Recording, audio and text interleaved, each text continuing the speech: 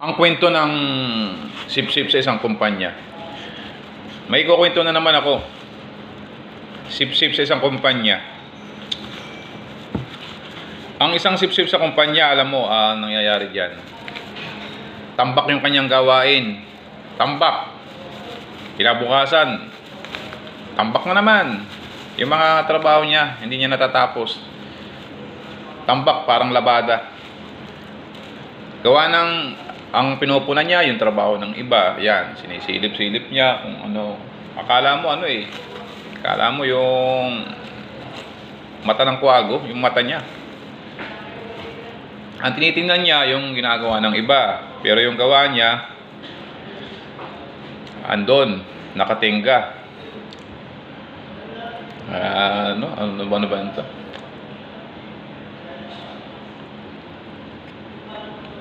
Dapat baguhin yung ganyan. Hindi yung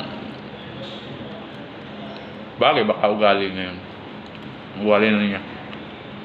Yung nanonood, kain muna tayo ng pandesal. Cut muna. Kain muna ako ng pandesal. Yun. Ang problema talaga. Sabi nga lahat naman daw merong ganyan. Lahat ng kumpanya, lahat daw merong ganyan. Meron naman talaga lahat, pero yung iba naman talaga sobra na. Walang inaatupag kundi yung silipin yung iba, yung trabaho ng iba. Tapos ang matindi pa niyan, siya pa yung malakas magsumbong. Siya pa yung magsusumbong sa kanyang boss, sa amo niya. Siyempre, siya yung nagsumbong, siya yung paniniwalaan. Ang kawawa naman, yung tao na parehas. Yung tao na parehas magtrabaho. Walang inatupag, maaga nang pumapasok. Tapos pagdating, magtatrabaho ng tama. Ang masakit nun, sisilipan pa. Sisilipan pa ng taong sip-sip. Na wala nang ginawa, kundi ganun, sirain niya yung kasamahan. Sana naman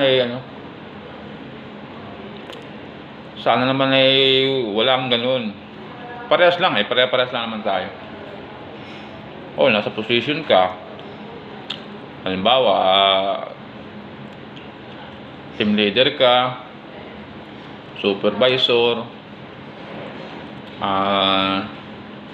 manager, at kung yung mataas pa.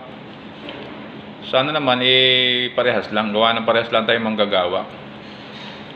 Isa nga parehas lang tayong sinuswelduhan ng may-ari ng kumpanya.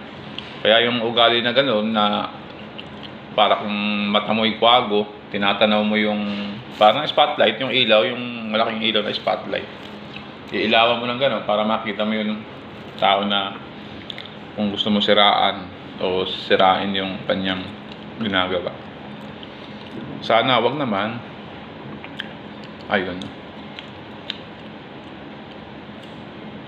Wala namang magandang ikabubuti yung gawain mong ganyan, yung silip ng trabaho ng iba.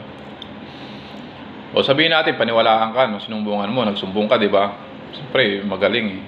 Ikaw lagi nakikita kasi marami kang sinusumbong. Marami kang nire-report, nakikisusin ka na ganito, yan ang ginagawa. Pero kabaligtaran, yun yung tao na sinusumbong mo, yun yung nagtatrabaho ng tama. Huwag naman ganun. O sabihin na kinatigan ka, sa iyo naniwala. Ang matindi nun, na-promote ka pa, di ba? Magaling magsumbong. Ang tanong, masaya ka ba? Masaya ka ba sa ginagawa mong gano'n? Sinisira mo ibang tao. Hindi mo ba alam may karma? May karma yan Sabihin natin ngayon nandiyan ka sa position mo, na-promote ka Magaling ka magsumbong. Ang problema, hindi ka ba naaawa sa tao na sinisira mo? Sana baguhin dapat.